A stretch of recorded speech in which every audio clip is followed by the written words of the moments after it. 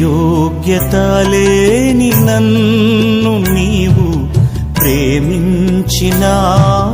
దేవా, ఏ అర్హత లేని నన్ను నీవు రక్షించినావు ప్రభువా, ఏ యోగ్యత లేని నన్ను నీవు ప్రేమించినావు దేవా, ఏ అర్హత లేని నన్ను నీవు రక్షించినావు ప్రభువా.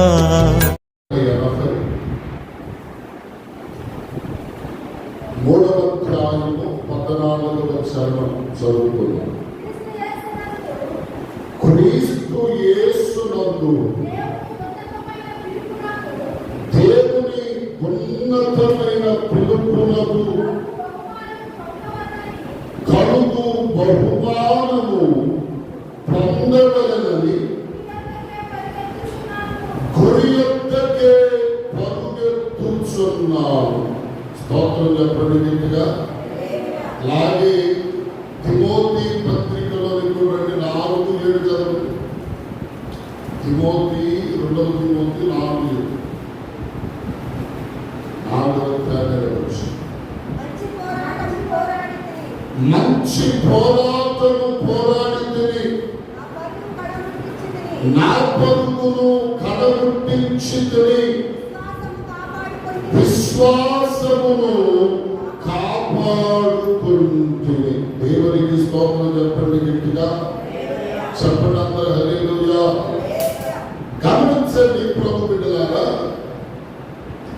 ఈ చదవబడినటువంటి వాక్యాలు మనకి చాలా వివిధమైనటువంటి వాక్య భాగములు అయినప్పటికీ కూడా ప్రభు ఈ దినం మనతో ఏమి మాట్లాడ ఉద్దేశించాడో దానిని మనం అర్థం చేసుకోగలిగితే ఆత్మ సంబంధమైన కృప నిండారులుగా మనం పొందుతామని దేవుని పేరట మీ అందరికీ మనం చేస్తా ఉన్నాం.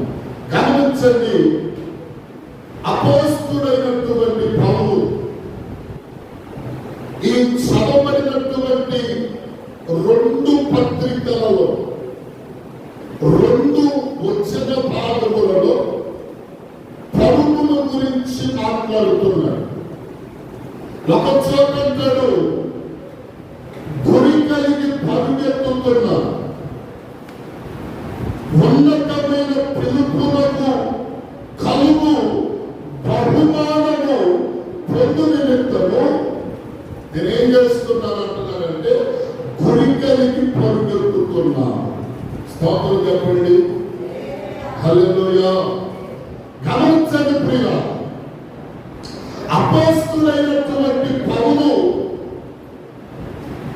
ఏమని తన విశ్వాస జీవితంలో ఏ విధమైనటువంటి అనుభవ జ్ఞానముతో నడిపించబడుతున్నాడో అది మనము ఆలోచన చేయగలిగితే, ఇదిగో నేను బహుమానము పొందు నిమిత్తము బహుమానము సంపాదించుకొని నిమిత్తము ఇదిగో ప్రియులారా, నా ప్రయాసకు నా కష్టములకు తగిన ఫలితమును నేను పొందు నిమిత్తము నేను ఎలాగూ పరిగెత్తుతున్నానంటే గురి కలిగి. చెప్పండి, ఎలా పరిగెత్తుతున్నానంట? గురి కలిగిన ప్రభు అంటే ప్రియులారా, గురి కలిగి పరిగెత్తుతున్నాడు. ఎందుకు గురి కలిగి పరిగెత్తుతున్నాడంటే బహుమానము పొందు నిమిత్తము. స్తోత్రం చెప్పండి గట్టిగా. అంటే గురి కలిగిన వారి యొక్క పరుగు ఎక్కడికి అంటే పిల్లలు బహుమానము పొందుటకే. అంటే ఇప్పుడు మనం ఆలోచన చేస్తే దేవుని వాక్యము సెలవిస్తున్నటువంటి మాట, పందెపు రంగమందు అనేకులు పరుగెత్తుతున్నారు.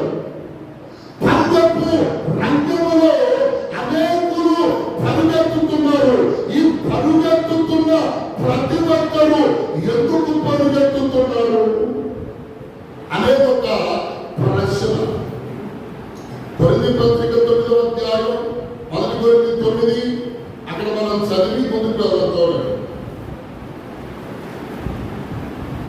మొదటి కొరింథీ 9వ అధ్యాయము 24-25 వచనాలలో పంచపూర్ణంగమందు పరుగెత్తుదురు గాని ఒక్కడే బహుమానము పొందునని నీకు తెలియవలెను. అట్టువలే మీరు బహుమానము పొందునట్లుగా పరుగెత్తుడి. స్తోత్రం చెప్పండి గట్టిగా. ఇప్పుడు పంచపు రంగంలో పరుగెత్తేటువంటి అనేకులు ఉన్నారు.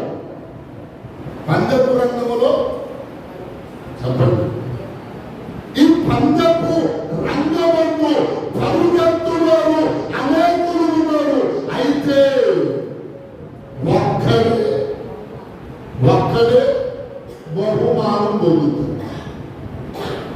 ఇప్పుడు పౌలేమంటున్నాడు, మీరు బహుమానము పొందునట్లుగా పరుగెత్తండి అని చెప్పి మాట్లాడుతున్నారు. అంటే చాలా మంది పరుగెత్తుతున్నారు కానీ ఎందుకు పరుగెత్తుతున్నారో వారికే అర్థం కానటువంటి పరిస్థితులు పరిగెత్తుతున్నారు. పరిగెత్తడానికి చెప్పరు, పరిగెత్తడానికి అందరూ పరిగెత్తుతున్నారు. విశ్వాసపు జీవితంలో, ఆత్మీయ జీవితంలో ఎందుకో వారు పరిగెత్తుతున్నారు. నేను కూడా పరిగెత్తాలి అన్నట్లుగా అందరూ పరిగెత్తుతున్నారు. కానీ బహుమానం పొందడానికి కాదు. పరిగెత్తేటువంటి ప్రతి ఒక్కరూ బహుమానము పొందుటకు పరిగెత్తడం లేదు. కానీ ఏదో అందరూ పరిగెత్తుతున్నారు, నేను కూడా పరిగెత్తుతున్నాను. ఎగ్జాంపుల్ ఒక మాట చెప్పుకోవచ్చు. బాప్తిసం తీసుకొని దేవుడి మందిరానికి వచ్చే విషయంలో చాలా మంది ఎందుకు బాప్తిసం తీసుకుంటారంటే వారి వారి జీవితాలు రక్షింపబడు నిమిత్తమై కొంతమంది బాప్తిసం తీసుకుంటారు. మరి కొంతమంది ఎందుకు తీసుకుంటారు చెప్పండి? కొంతమంది ఎందుకు తీసుకుంటారు బాప్తిసం? ఏదో నేను కూడా చెప్పండి, నేను కూడా బాప్తిసం తీసుకున్నాను, నేను కూడా ప్రార్థనకి వెళుతున్నా అనే పేరును సంపాదించుకున్నటకు మాత్రమే కొంతమంది తీసుకున్నాను. అర్థంగా దేవునికి స్తోత్రం చెప్పండి గట్టిగా చెప్పండి హల్లెలూయా. ఇప్పుడు పంచపు రంగములో పరిగెత్తేవాడు గురి కలిగి బహుమానము పొందాలి అన్నట్లుగా పరుగెత్తగలగాలి. ఇదిగో గురి లేని పరుగు మనకెందుకండి? ఆయాసం తప్ప ఏమి చెప్పండి? ఆయాసం తప్ప ఉందా? ఆయాసం తప్ప ఏమి లేదు ప్రియులారా. ఇదిగో పరిగెత్తుతున్నటువంటి నీ జీవితంలో బహుమానము పొందునట్లుగా నీవు పరిగెత్తితే దాని వలన నీకు ప్రయోజనం ఉన్నది. స్తోత్రం చెప్పండి గట్టిగా చెప్పండి హల్లెలూయా. మన ఇటీవల కాలంలో ఈ కనగాల ప్రాంతంలో ఒక ఆమె పందెం వేసుకుందట. పందెం ఎందుకు? ఒక ఎకరం కోత కొయ్యాలి, ఎకరం ఒక్కటే కొయ్యాలనుకుందట. ఎందుకంత ఆయాసం? అంత ఆయాసం ఎందుకు చెప్పండి? అంత ఆయాసం అవసరమా? ఎకరం మామూలుగా అయితే పొదుగురు ఎర్రగబడికి వస్తే ఒక ఎకరం మాకు వస్తుంది. ఇంకా ఇంకిద్దరు 6 మ్యాక్సిమం అంతేనా? ఆరుగురు రాస్తారా? మాకేం తెలుసు, మిమ్మల్ని అడుగుతావు అన్నాడు అన్నప్పుడు అన్నమాట. ఆరుగురు రాస్తే నలుగురు వేయొచ్చు. సరే, ఏమిటి ఎందుకో మనకి నిస్కూతుల ఎక్కాలను పొందేమో తెలియదు కానీ ప్రియారా ఎక్కడో పాత ఎర్రగా బడి కోసిందట. కోసి ఆఖరి కొట్టే కింద అక్కడే పప్పుకూలి చచ్చిపోయింది. పప్పుకూలి చచ్చిపోయింది. ఎక్కడ పాత కోసి కొట్టానికి కోసేసింది. కానీ ఏం లేదు, అబ్బో ఎక్కడ పాత కోసే అమ్మాయి అనగానే గుర్తుపోవడానికి ఏమలేదు. ఇక లేదు, ఉద్దిపోవడానికి ఏమలేదు. ఊపిరి లేదు కాదు, చచ్చిపోయింది. ఇంకా ఊపిరి నుంచి వచ్చింది. అందుకని ఇదిగో ప్రియులారా, ఏదైనా మనము ఆత్మ సంబంధమైన జీవితంలో నడిపించబడుతున్నప్పుడు మనం ఎలా ఉండాలంటే గురి కలిగి పరుగెత్తగలగాలి. స్తోత్రం చెప్పండి గట్టిగా. ఇప్పుడు లోకములో అనేకులు పరుగెత్తుతున్నారు. ఎందుకు పరుగెత్తుతున్నారు అంటే ప్రియులారా, వారి దగ్గర ఏ విధమైన సమాధానము ఉండదు, లేదు కూడా. ఎందుకు పరుగెత్తుతున్నావు అంటే చర్చికి వెళ్ళాలిగా, ఆదివారంగా చర్చికి వెళ్ళాలి కాబట్టి వెళ్తున్నా. ఏదో టైం పాస్తో, ఇదిగో ప్రియులారా, ప్రజల మెప్పుకొనతో ఏదో ఒక విధమైన పరిస్థితిని అనుభవించుట కొనతో పరిగెత్తుతున్నారు. కానీ ఇదిగో ప్రియులారా, మామూలుగా ఇదిగో ప్రియులారా, ఆత్మీయ జీవితంలో బహుమానము పొందాలని గురి కలిగి పరిగెత్తడం. గురి కలిగి చెప్పండి, గురి కలిగి మనము పరుగెత్తగలగాలి. స్తోత్రం చెప్పండి గట్టిగా, చెప్పండి హల్లెలూయా. ఇదిగో ప్రియులారా, బైబిల్ గ్రంథంలో మనం ఒక విషయాన్ని గమనిస్తే, కేవలం ఇద్దరు వ్యక్తులు పరుగెత్తుతున్నారు. ఇద్దరు వ్యక్తులు పరుగెత్తుతున్నారు. ఎందుకు పరుగెత్తుతున్నారు అంటే చూడండి, ఆ మాట 2వ సమూయేలు పుస్తకం, అయితే త్వరగా 2వ సమూయేలు పుస్తకం 18వ అధ్యాయము 21వ వచనం నుండి చదవండి. 18 కోసిని పిలిచి, నీవు పోయి నీవు చూచిన దానిని రాజులకు తెలియజేయమనగా, కోసి యోవాబునకు నమస్కారం చేసి పరుగెత్తుకొని పోయి, అయితే సాదోకు కుమారుడైన అహీమయస్సు కూషితో కూడా నేను పరుగెత్తుకొని పోవుటకు సెలవుమని యోవాబుతో మనవి చేయగా, యోవాబు, నాయనా, నీవెందుకు పరుగెత్తుకొని పోవలను? చెప్పుటకు నీకు బహుమానము తెచ్చున విశేషమైన సమాచారం ఏదీ లేదు కదా అని అతనితో అనగా, అతడు ఏమైనను సరే నేను పరుగెత్తుకొని పోవుదునని అందుకు యోవాబు రమ్మని సెలవీయగా, అహీమయస్సు మైదానపు మార్గమున పరుగెత్తుకొని కూషి కంటే ముందుగా రాజు మద్దతు చేరు. స్తోత్రం చెప్పండి గట్టిగా. ఇక్కడ ఇద్దరు వ్యక్తులు పరిగెత్తుతున్నారు.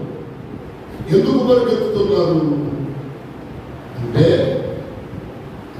ఆనాటి కాలములో రాజుగా ఉన్నటువంటి దావీదు కుమారుడైనటువంటి అబ్షలోము దావీదుకు వ్యతిరేకముగా నిలిచి, ప్రియులారా, ఆ సమయంలో హతుడైపోయాడు, చచ్చిపోయాడు.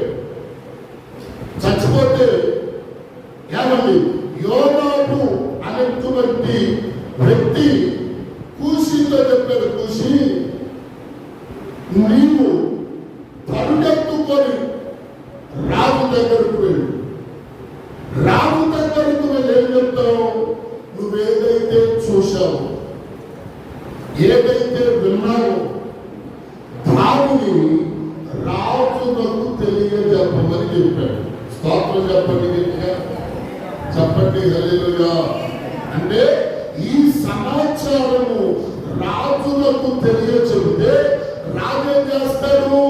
ఆ సమాచారము, మంచి సమాచారము తెచ్చిన వ్యక్తికి బహుమానం ఇస్తాడు. రాజు బహుమానం ఇస్తాడు. ఇప్పుడు ఇక్కడ జరిగిన సంగతంతా చూచి ఎరిగిన వాళ్ళై ఈ ప్రియులారా కూషి ఏం చేశాడు? పరిగెత్తుకొని వెళుతూ ఉన్నాడు. ఈ కూషిని చూశాడు ఇంకొక వ్యక్తి. ఎవరతడు? అహిమయస్సు అనే వ్యక్తి. ఈ కూషిని చూసి యోవాబు దగ్గరకు వచ్చాడు. అక్కడ ఉన్నటువంటి యోవాబు దగ్గరకు వచ్చి, అయ్యా నేను కూడా కూషితో పాటు పరిగెత్తుతాను, నువ్వెందుకు పరిగెత్తాలి అని యోవాబు అడిగాడు. నువ్వెందుకు పరిగెత్తుతావు? నీ దగ్గర ఏమైనా బహుమానం పొంది సమాచారం ఏమైనా ఉందా అంటే ఏమీ లేదు. మరి ఎందుకు పరిగెత్తాను? నీకంత అలసట ఎందుకు? నీకంత శ్రమ ఎందుకు? నీకంత ప్రయాస ఎందుకు? బహుమానం పొందడానికి పరిగెత్తేవాడు పరిగెత్తుతున్నాడు కదా, నీవెందుకంత ప్రయాస పడాలి అని చెప్పి రాజు ఆ యోవాబు మాట్లాడితే ఈయనంటాడు, ఏది ఏమైనా సరే నేను చెప్పండి అన్నాడు. ఏది ఏమైనా అతడు ఏమైనా సరే నేను పరిగెత్తుకుని పోదునను. ఎందుకు పరిగెత్తుతావు? అతను పరిగెత్తుతున్నాడని నీవు కూడా పరిగెత్తుతావా? అతడు బహుమానము పొందుటకు పరిగెత్తుతున్నాడు. నీ దగ్గర ఏ సమాచారం ఉన్నది బహుమానం అవ్వడానికి? బహుమానము పొందుటకు నీ దగ్గర ఏమైనా సమాచారం ఉన్నా నేను మాట్లాడుతున్నా. అందరూ ప్రార్థనకి వెళ్తున్నారు. దూరం వెళ్ళే వాళ్ళు ఉన్నారు, దగ్గరికి వెళ్ళే వాళ్ళు ఉన్నారు. అర్థం కాదు అంటే వాళ్ళు నేను గెలిచిపరచడానికి కాదు, విషయం చెప్తున్నాను. దూరాలు వెళ్ళే వాళ్ళు ఉన్నారు, దగ్గరికి వెళ్ళే వాళ్ళు ఉన్నారు. వేదంలో నేను మాట మామూలు అడుగుతున్నాను. మన సంఘమే కాదు, ఇక్కడ మన గ్రామంలో ఉన్న వారిలో 4 సంఘాలకు వెళ్ళేవాళ్ళు. పొట్ట దోస్తే అక్షరం ఒక రాదంటారు చూసారా? అట్టాగేలలో ఎంత మందికి సరి అయిన ప్రార్థన వచ్చు? సరిగా ప్రార్థన చేసేవాళ్ళు ఉన్నారా?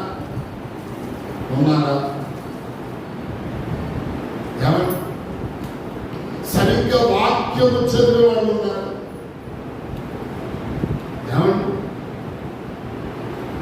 సరిగ్గా వాక్యం చదివే వాళ్ళు లేరు. సరిగ్గా ప్రార్థన చేసే విధానం లేదు.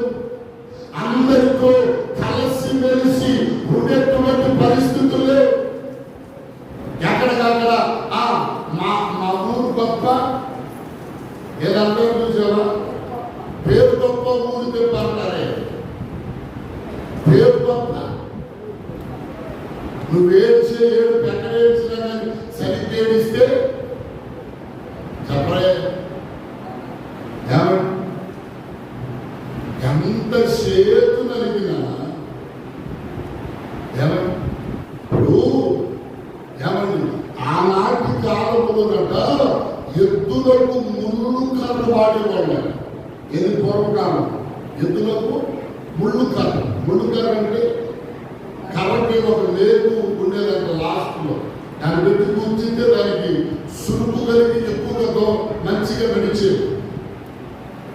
అంటే ఆ సమయంలో తప్ప, ఆ ప్రార్థనకి వెళ్ళిన సమయంలో తప్ప తరువాత సమయంలో ఏమి లేదు. యేసు రక్తమే జయం. చెప్పుటకు చాలా చాలా సంగతులు చెబుతారండి, కానీ మనం పాటించేది చెప్పలే, మనం పాటించేది లేదు. మనం పాటించే పరిస్థితుల్లో ఇదిగో పిల్లలారా, నీవు ఎంత పరుగు పరిగెత్తినా, ఇదిగో ఏ స్థలములకు పరిగెత్తినా, ఇదిగో బహుమానము పొందుటకు పరిగెత్తితే పర్వాలేదు, కానీ నువ్వు పరిగెత్తిన ప్రయోజనం లేనప్పుడు పరిగెత్తే ప్రయోజనం. స్తోత్రం చెప్పండి గట్టిగా. అందుకని ఇక్కడ పిల్లలారా అహిమయస్సు పరిగెత్తుతున్నారు. ఎందుకు పరిగెత్తుతారు అంటే ఇక్కడ అంటాడు, ఏది ఏమైనా సరే నేను పరిగెత్తే సలపులారా ఈ యోగాను కూడా అన్నాడు, పరిగెత్తడానికి చేస్తాం అన్న చెప్పిన మాట వెంటలేదు, నీవే పరిగెత్తున చేస్తావు అన్నాడు. పరిగెత్తుతున్నాడు, అడ్డదారుణ పరిగెత్తి కృషి కంటే ముందుగా రాజు వద్దకు చేరు. రాజు వద్దకు చావగానే రాజు ఇదిగో ప్రియులారా ఏమి సమాచారం తెచ్చావు, యుద్ధరంగము ఎలా జరిగింది అని చెప్పి ప్రతి ప్రశ్న అడిగాడు.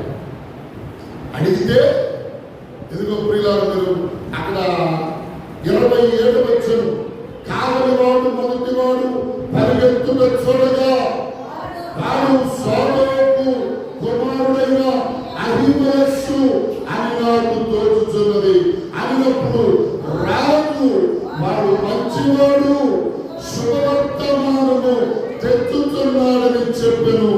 అంతలో అహిమయస్సు జయమును బిడ్డలుగా రాజుతో చెప్పి రాజు మందిరము ఏలినవాడా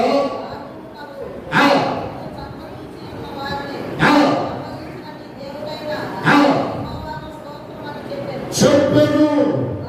రాజు రాజులకు అప్సలోము క్షేమముగా ఉన్నాడని అడుగగా అహిమయస్సు యోవాబు రాజసేవకుడైన నీ దాసుడు నన్ను పంపినప్పుడు గొప్ప అల్లరి జరుగుతా నేను చూచితిని గాని అది ఏమైనది నాకు తెలియదని చెప్పాను. దేవుని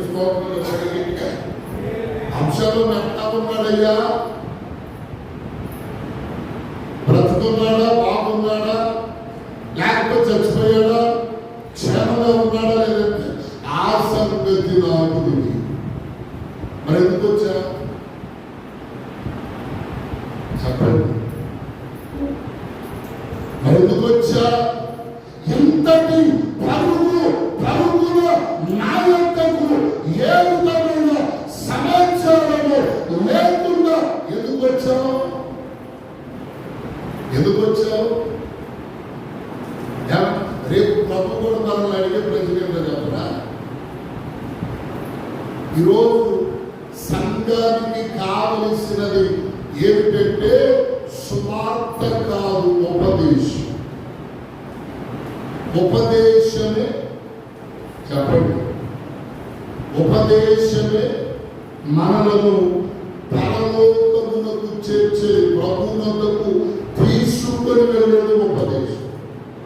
ఈ ఉపదేశం పట్టుకొని మనం వెళ్ళాలి. ఉపదేశం అనగా సమాచారం.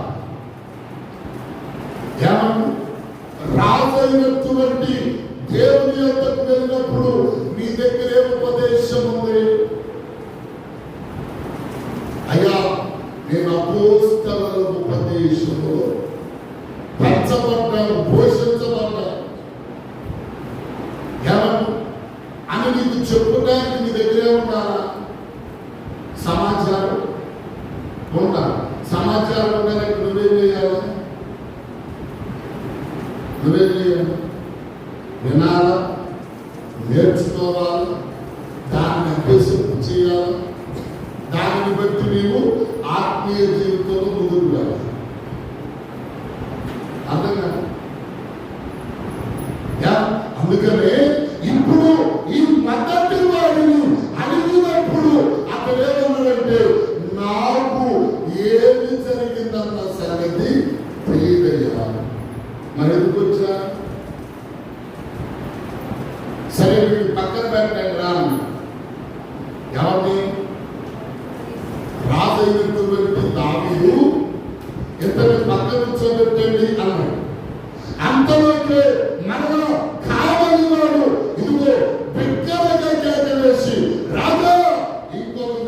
పరిగెత్తుకొని వస్తున్నాడు. సరే పరిగెత్తుకుంటూ వస్తా ఉండేసరికి ఇదిగో రాజు సభలోనికి వచ్చాడు. రాజు సభలోనికి వచ్చి రాజులకు శుభము కలుగును గాక అని చెప్పి ఇదిగో రాజా యుద్ధంలో శత్రువులు కూలిపోయారు అని చెప్పి చెప్పగానే యెహోవా మనకు జయమును కలిగించాడు అని చెప్పగానే రాజు అడిగిన మాట ఏంటంటే అదిగో బాలుడకు అబ్షలోము ఎలా ఉన్నాడు, క్షేమన్నాడా లేదా అంటే ఈ కూసి అన్నాడు రాజా శత్రువులు చనిపోయారు కదా, చనిపోయిన వారిలో అబ్షలోము ఒకడాయన. స్తోత్రం చెప్పండి. అంటే చచ్చిన వారిలో ఒకటిగా అబ్షలోము ఉన్నాడు. అబ్షలోము చచ్చిపోయాడు. రాజు ఇదిగో ప్రియారా రాజుతో చెప్తున్నమాట అబ్షలోము చనిపోయాడు. అబ్షలోముతో పాటు శత్రువులు అనబడిన వారు చనిపోయారు. యెహోవా మనకు యుద్ధములు మేలు చేశాడు అని చెప్పుకొచ్చాడు. స్తోత్రం చెప్పండి గట్టిగా. ఇప్పుడు ఈ వీరిద్దరిలో బహుమానం ఎవరికి చెప్పండి? బహుమానం ఎవరికి? సమాచారం తెచ్చిన వారికి కదా.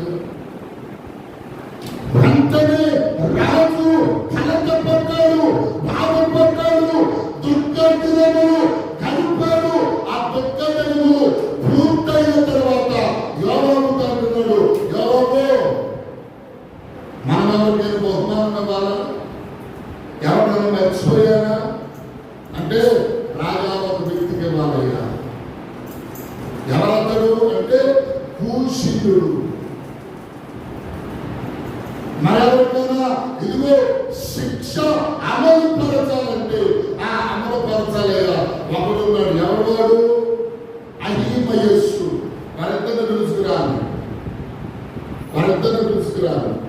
సమాచారము తెచ్చినందుకు కూషికి బహుమానం ఇచ్చాడు. సమాచారము తీసుకొని రాముకు అహీమయస్సుకి ఏం చేశాడు తెలుసా? ఇతన్ని తీసుకుని వెళ్ళి చీకటి పట్లలో బంధించుడి అన్నాడు. స్తోత్రం చెప్పండి గట్టిగా. అంటే నువ్వు చేసిన భక్తికి నీవు పరుగెత్తి దైవ సన్నిధిలో ఉంటున్నటువంటి పరిస్థితికి ఎలాగూ పరిగెత్తుతున్నావు అది నీకు తెలియకుండా నువ్వు పరిగెత్తితే అది నీకు మేలు మాత్రము కాదు. స్తోత్రం చెప్పండి గట్టిగా. అందరూ పరిగెత్తుతున్నారు, నేను కూడా పరిగెత్తాలంటే అందరూ వెళ్తున్నారు, నేను కూడా వెళ్ళాలి అనుకోవటం కాదు. వెళ్ళే నీవు గురి కలిగి పరిగెత్తుటకు భయపడాల. దేవునికి స్తోత్రం చెప్పండి గట్టిగా. కాబట్టి ఇప్పుడు సపోజ్ ఒక మాట చెప్తున్నాను, పొలం వేసామనుకోరు, అందరూ వేస్తున్నారు, నేను పొలం వేస్తున్నాను అంటే కుదిరిద్దా? చెప్పరు. ఇంకొక విషయం, అందరూ తింటున్నారు, నేను కూడా తింటున్నా అనుకుని తెలిపోతాం.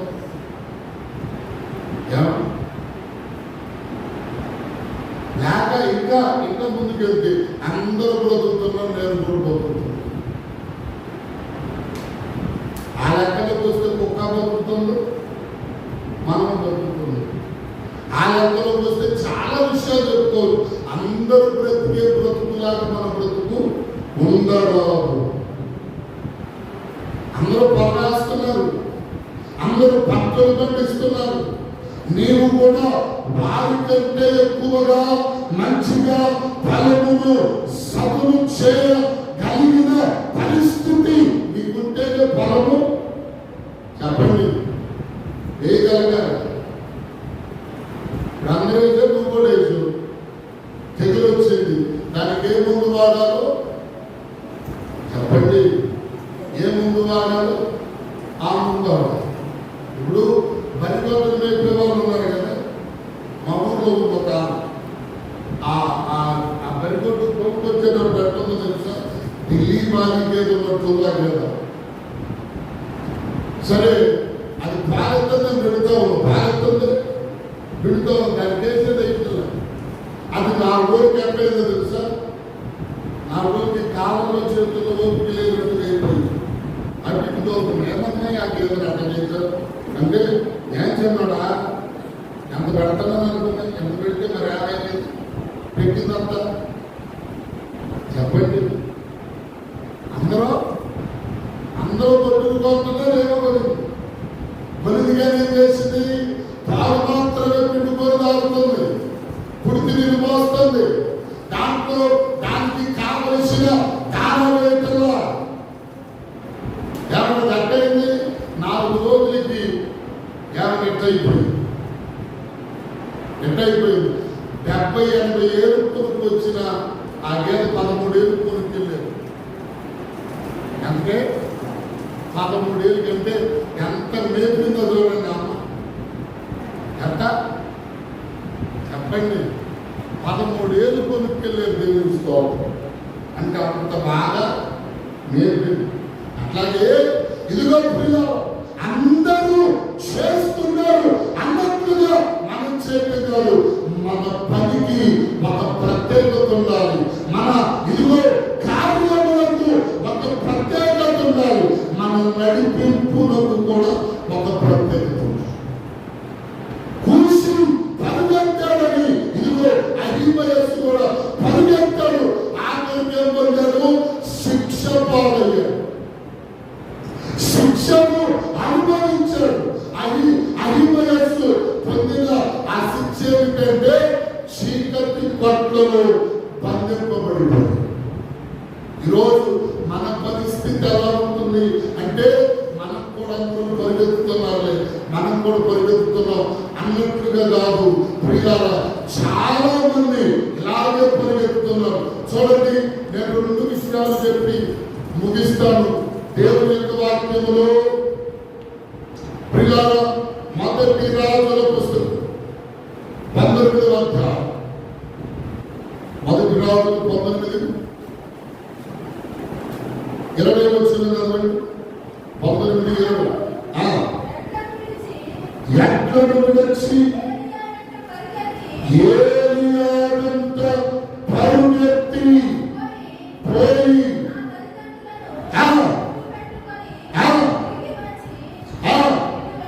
నిన్ను వెంబడించదని చెప్పి అతడిని సెలవుగా అతడు పోయినన్ను చాలు.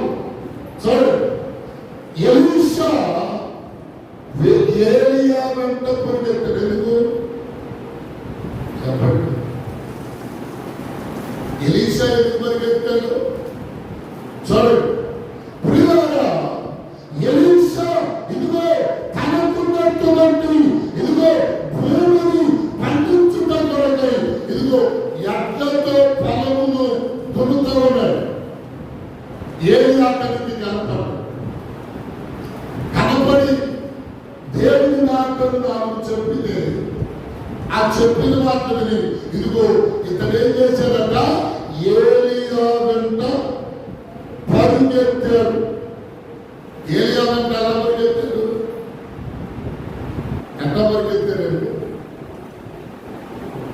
ఎట్లా పరిగెత్తాడు తెలుసా? ఏలియాకు ఒక పాటు ఆత్మ ఏలియా పొందితే ఎలీషా ఎన్ని పాలు పొందాడు? 2 పాళ్ళ.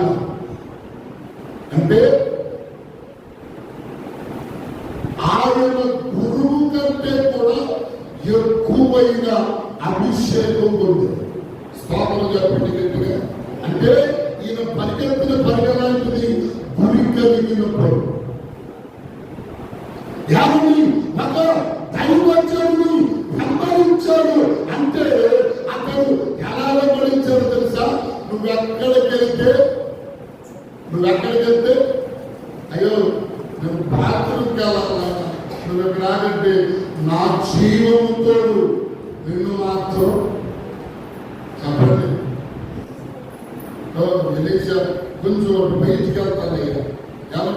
ఆ వాక్యాలు మనం చూస్తే యెహోవా జీవము తోడు, నువ్వెక్కడికి వెళ్తే నేను అక్కడే వస్తా, నిన్ను మాత్రం విడిచిపెట్టే పరిస్థితి లేదు.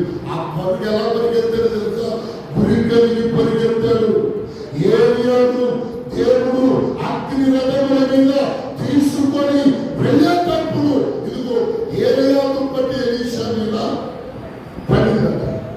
అంటే ఇతడు నడిపించబడిన నడిపింపు, పరిగెత్తిన పరుగు ఏ రీతిగా ఉందో చెప్పనా? ఏమని? గురి కలిగిన స్తోత్రం చెప్పండి గట్టిగా. ఆత్మీయ జీవితంలో ఏదైతే సంపాదించాలని అనుకున్నాడో దానిని సంపాదించుకున్నాడు ఎలీషా. మరి ఎలీషాకు కూడా ఒక శిష్యుడు ఉన్నాడు. ఎలీషా శిష్యుడి పేరు ఏంటి? గెహాజీ. గెహాజీ కూడా పరిగెత్తాడు. చూడండి, 2వ రాజుల పుస్తకం 5వ అధ్యాయం 20వ వచనం. 2వ రాజులు 5:20. ఎలీషా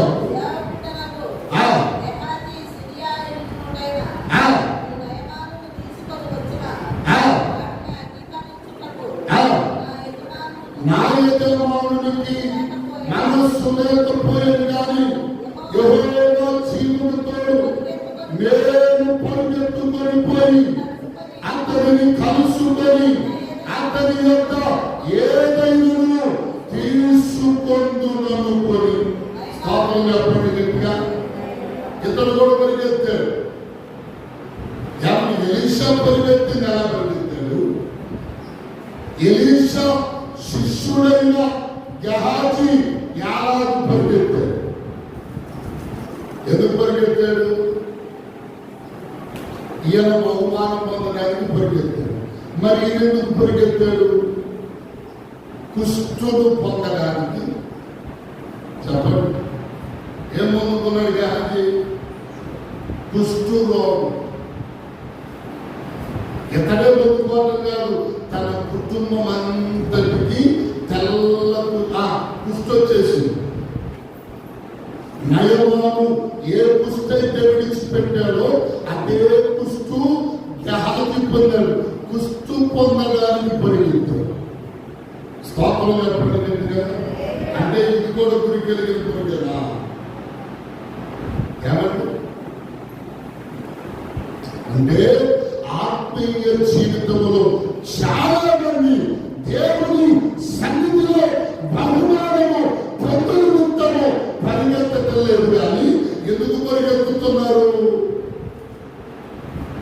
ఏదో సంపాదించుకుందాం, ఏదో కూడబెట్టుకుందాం,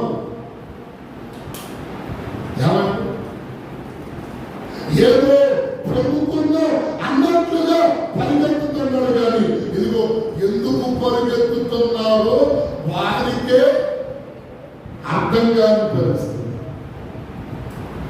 ఈరోజు ఒక మాట చెప్పాలి.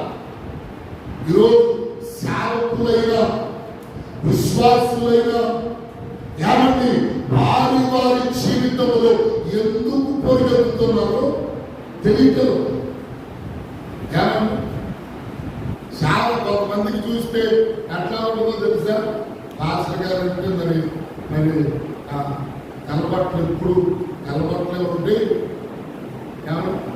పాస్టర్ గారు లైఫ్ వేరుగా ఉంటే అనుకునే వాళ్ళు చాలా మంది ఉన్నారు. అంతేకాదు సంకలం బైబిల్ వేసుకుంటే చెప్పలేదు, సంకలం బైబిల్ వేసుకుంటే బతికేయచ్చు అనుకునే వాళ్ళు చాలా మంది. పాస్టర్ల యొక్క జీవిత చరిత్ర జాబితా ఒక్కొక్కరిది ఒక్కొక్కసారి మనం చదివితే ఒక్కొక్కరిది ఒక్కొక్కసారి మనం చదివితే ఎంత దారుణంగా ఉంటుందో అది భరించలేని పరిస్థితి. అర్థం కాదు. కలబట్లేసుకొని ఇంకా కనబడలేకే అనేకులు అనుకుంటారు. వెళ్ళలేదు. ఒక మాట చెప్ప, దరిదాపుగా 3 సంవత్సరముల క్రితం కాలం వరకు 3 సంవత్సరాలు అంటే 24 కదా, 2020వ సంవత్సరం దాకా నేను సేవకు వచ్చి సేవలో ఉన్న తర్వాత ప్రతి క్రిస్టమస్ సమయంలో పిల్లలందరికీ కొత్త బట్టలు వేసుకోవాలని ఆశ ఉంటుంది కదా, అవునా కదా, కొత్త బట్టలు వేసుకోవాలి. ఆ క్రిస్టమస్ సమయంలో క్యాండిల్ సర్వీసు జరిగిన తర్వాత ఆ వచ్చే 10-11 చూసారా, వాటితో క్రిస్టమస్ రోజు వెళ్ళి పిల్లలకు బట్టలు తెచ్చేవాడిని. పిల్లలకు బట్టలు తెచ్చేవాడు. భయంకరమైన గడ్డు పరిస్థితులు అనుభవిస్తూ ఏమండి సేవలు నడిపి చూసేవాళ్ళకి ఎలా ఉంటుంది? చూసేవాడు మళ్ళీగా దాంట్లో ఉన్న కష్టం చాలా మందికి తెలియదు. గమనించండి ప్రియులారా, ఇదిగో సేవకులైన విశ్వాసులైన దేవుని పరిచర్యలో ఇదిగో మేలు పొందుటకో ఆశీర్వాదము పొందుటకో నడిపించబడుతున్నారు. కానీ చాలా మంది గురి కలిగిన బ్రతుకు ఏమంటే వారి జీవితాల్లో ఉండడం. అందుకని ఇక్కడ మనం చూడగలిగితే యోధా రాసిన పత్రికలోనికి యోధా రాసిన పత్రిక, యోధా పత్రిక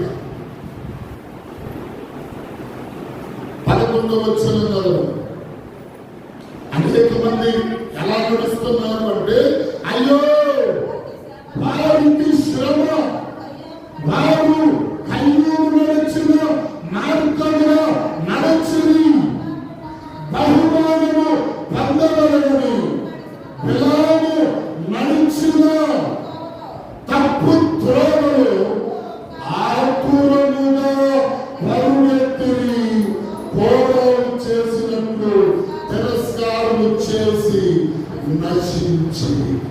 స్తోత్రం చెప్పండి గట్టిగా. అనేకులు ఎలా నడుస్తున్నారంట ఏమండి చూడండి, అయ్యో వారికి శ్రమ, వారు కయ్యూరు నడిచిన మార్గమును నడుస్తున్నారు. బహుమానములకు బహుమానము పొందవలెనని బిలాము నడిచిన తప్పు త్రోవలో అతులముగా పరిగెత్తుతున్నారు. ఈరోజు అనేకులు పరిగెత్తుతున్నారు ఎక్కడికి? తప్పు త్రోవలో, తప్పు త్రోవలోనే పరిగెత్తుతున్నారు. మంచి త్రోవ, బహుమానం పొందే త్రోవలు పరిగెత్తుతున్నారు. అర్థం కాదు. ఎందుకు పరిగెత్తుతున్నావు? ఎందుకు పరిగెత్తుతున్నావు అంటే వీళ్ళు చెప్పుటకు ఏంటంటే, ఒక బాధలన్నీ తీరితే నామకు చెబితే యేసు ప్రభు నమ్ముతుంది, కానీ ఏమైనా రక్షించబడుటకు మాత్రం పొందాలి.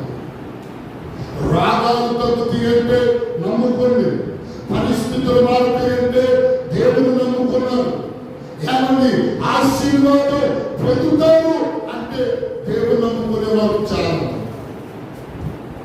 ఏదో నామంత వాస్తవం. అందుకని ఇక్కడ అంటున్నాడు, అయ్యో వారు కయ్యూరు నడిచిన మార్గములు నడిచి బహుమానం పొందవలెనని బిలాము నడిచిన తప్పు త్రోవలో అతులముగా పరిగెత్తి కోరాలు చేసినట్లు తిరస్కారము చేశారు. చేసి ఆఖరికి ఏమైపోయారు? నశించిపోయారు. కొంతమందిని చూడండి, విశ్వాసం అనే ముసుగులో ఉంటారు. ఒక వస్తువు కనపడింది అనుకోండి, సపోజ్ ఒక మాట చెప్తారు, మందిరంలోకి వచ్చారు, మందిరంలో ఒక నగలు పడిపోయింది, ఒక నగ, ఒక చెవు పోగు అనుకోండి, మాట చెప్తారు, చెవు పోగు పడిపోయింది, అందరూ వెళ్ళిపోయారు. రేపు అది ఊడుస్తా ఉన్నాం, ఏది చర్చి ఊడుస్తా ఉన్నాం, అది దొరికింది. అది దొరికింది. దొరికినప్పుడు పుష్పాలమ్మ గారికి వెళ్ళి వచ్చింది. మాస్టర్ గారు చర్చిలో పోగు పడిపోయిందండి అన్నారు. ఇప్పుడు నేనేం చేయాలండి? నువ్వు అడక్కముందే ఎక్కడికి అడక్కముందే అనౌన్స్మెంట్ చేసేనమ్మా చర్చిలో పోగు పడిపోయింది, దయచేసి లేదు వాళ్ళు వచ్చి తీసుకోండి అని చెప్పాలి. అంతేనా? అంతేనా? అది కాకుండా మీది సినిమ వ్యక్తి అని ఎలా రాగాలతో అడుగుతుంది. దాన్ని తీసుకెళ్ళి అమ్మకం పంపేసి నా సంగతే కాదు, దైవ బిడ్డలైన వాళ్ళందరి సంగతి ఎవరికన్నా దొరికితే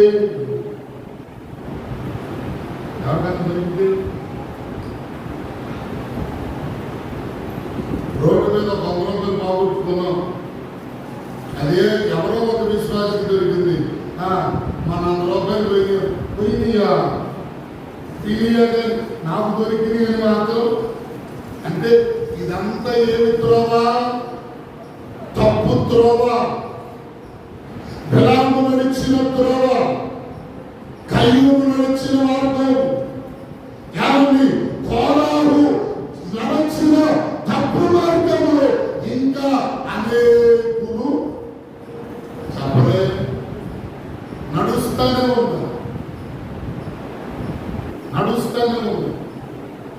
చెప్పమంటే నీతి మాటలు చాలా చెప్పొచ్చు చాలా మంది. అమ్మా అది కాదమ్మా, ఇట్లా ఇటు కాదమ్మా, ఇట్లా అన్నీ 100 మాటలు చెప్తున్నాను. మరి నేను చేసేది చెప్పండి. నేను చేసేది అట్లా ఉండాలా? నేను చెప్పినప్పుడు నేను చేసేది కూడా అటుగానే ఉండాలి. స్తోత్రం చెప్పండి, గట్టిగా చెప్పండి. హల్లెలూయా. కయ్యూము నడిచిన మార్గములు, బిలాము నడిచిన మార్గములు వారు నడిపించబడుతున్నారు. వారికి ఏం జరుగుతుందంట? ఏమండి? ఇదిగో వారు తిరస్కారము చేసి నశించి, ఏమండి? వారు తప్పు మార్గములు, తప్పు నడిపింపులు నడిపించబడ్డారు కనుక వారు ఏం చేయబడ్డారండి? నశించిపోయారు. కారణం ఏంటంటే తప్పుగా పరుగెత్తారు. గురి లేని పరుగు ఎవరు పరుగెత్తారు. అందుకని వారు నశింపు కాబడ్డారని వాక్యము తెలియజేస్తుంది. దేవునికి స్తోత్రం చెప్పండి గట్టిగా. అందుకని ఆఖరికి ఒక్క మాట చదవండి. ఎఫెసీ పత్రిక 4:22. ఎఫెసీ పత్రిక 4:22. కావున మునుపటి ప్రవర్తన విషయములోనైతే మోసకరమైన దురాశ వలన చెడిపోవు నీ ప్రాచీన స్వభావమును వదలుకొని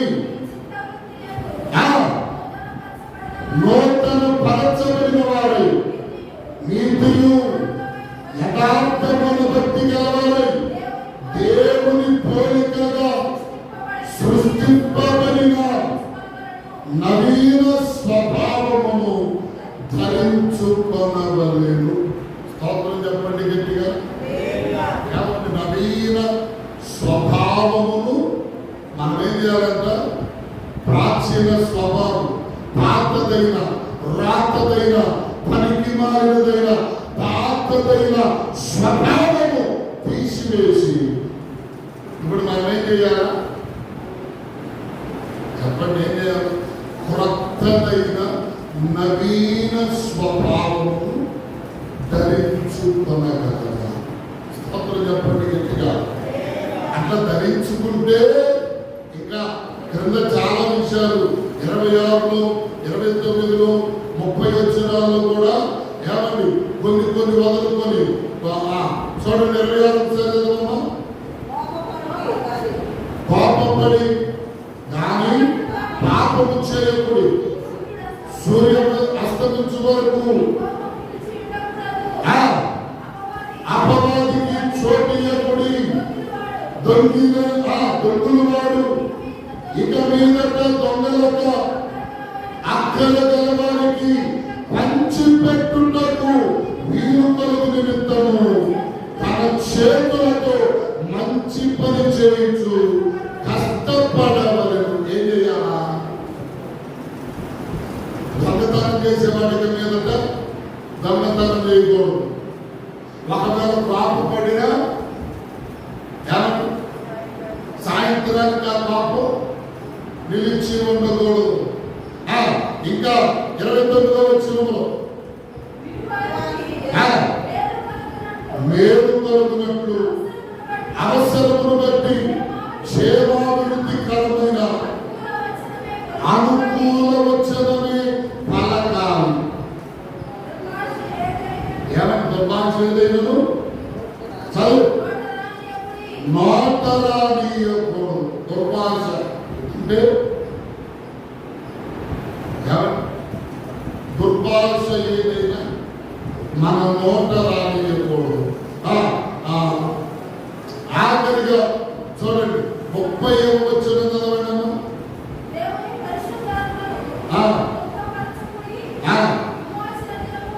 30 సమస్తమైన ద్వేషమును, కోపమును, క్రోధమును, అల్లరి, దూషణ, సకల విధములైన దుష్టత్వము మీరు సర్జించుడి. దయగలిగి కరుణామయులై మీరు ఒకరిని ఒకరు క్షమించుడి. స్తోత్రం చెప్పండి గట్టిగా. ఏమండి? ఇదిగో నువ్వు పరిగెత్తుతున్న విషయములో ఎన్నున్నాయి? ఏమండి? పాపపడకూడదు, దొంగతనం చేయదు, అక్కర కలిగిన వారికి, అవసరతలో ఉన్న వారికి సహాయం చేయాలి. ఏమండి? చేతులారా కష్టపడాలి, మంచి పనే చేయాలి, వినువారికి మేలు కలుగునట్లు అవసరమును బట్టి క్షేమకరమైన వచనములే పలకాలి. ఎవరిని దూషించకూడదు, ఎవరిని నాశనములు పారకూడదు. ఇంకా ప్రియులారా అనంటాడు కదా, చూడండి, దుర్భాష ఏది కూడా నేను రాకూడదు. దుర్భాష ఏది కూడా. మీకు ఒక మాట చెప్తారు, ఒక మంచి మాట. అబ్రహాము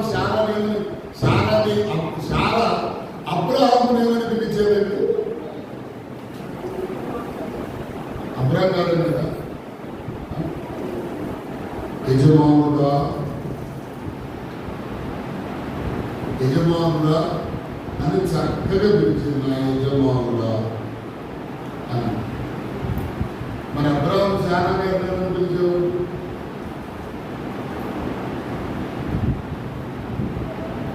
శారమని ఏమని పిలిచేవాడు? యాభమో ఏమన్నా ఎవరు పిలిచేవాడు?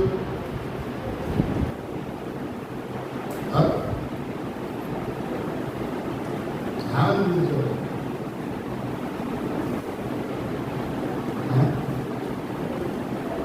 మనకి ఇప్పుడు లోకంలో చాలా మంది పిలుపులో ఒక విధంగా ఉంటారు. భార్యలు చాలా రకాల వ్యాపమను, ఇప్పుడు కొంతమంది ఆ పోర అని కూడా పిలుస్తున్నాం చక్కగా. దానికి తోడు ఇంకా కొన్ని పిలుపులు ఉన్నాయి. పోయేలేను, ఇంకా కొన్ని ఆ భాషలన్నీ మోటుతనంగా ఉన్నాయి. వసేయను, అసేయను, ఏదో ఒక విధంగా పిలుస్తారు. ఈ వసేయలు ఎట్లా పిలుస్తున్నారు తెలుసా? భార్యనే పిలవటం కాకుండా పిల్లలు కూడా పిలుస్తారు. కలిమాలు కొంతమంది అంటే కొంతమంది పెద్దవాళ్ళ దగ్గరికి వెళ్తే వాళ్ళు ఎవరినైనా సరే చెప్తారు. అది కూడా దుర్భాష అని అని చెప్పి దేవుడు అందుకని ఒకరిని ఒకరు ఏం చేసుకోవాలి, భార్య భర్తలైనా ఒకరిని ఒకరు గౌరవించుకోవాలి. సారా గారు ఏం చేసిందంటే అబ్రాహాము యజమానుడా అని పిలిస్తే చారమా ఏం చేస్తున్నా అని చెప్పి పేరు పెట్టి చక్కగా పిలిచారు. అంతటి గౌరవపరమైన పరిస్థితి దేవుని వాక్యములో ప్రజలకు బోధింపబడింది. కాబట్టి ఈరోజు దుర్భాషలైనను భోగ్య మాటలైనను ఏమంటే అక్కడ ఉంటుంది కదా, ఆ సమస్తమైన ద్వేషము కోపము క్రోధము అల్లరి దోషణ సకల విధమైన దుష్టత్వము మీరు విసర్జించేసి, అంటే విసర్జించడం అంటే ఏంటి? విసర్జించడం ఏంటి? వదిలిపెట్టడం వేరు, వదిలిపెట్టడం వేరు. వదిలిపెట్టడం అంటే ఏంటి? ఈ ఫోన్ ఇప్పుడు వదిలిపెట్టా మళ్ళా వచ్చి దాన్ని తీసుకుందాం. విసర్జించడం అంటే ఏంటంటే ఒక విధంగా గేదెకి గడ్డేసి శుభ్రంగా వేసింది. గేదె ఏం చేసింది? శుభ్రంగా వేసింది. ఆ గడ్డిని అరాయించుకొని పొద్దున్న ఏం చేసింది? విసర్జించింది. విసర్జించింది తింటదా? పట్టుకుంటుందా? చెప్పండి. విసర్జించటం అంటే పనికిరాని దానిని విసర్జించడం.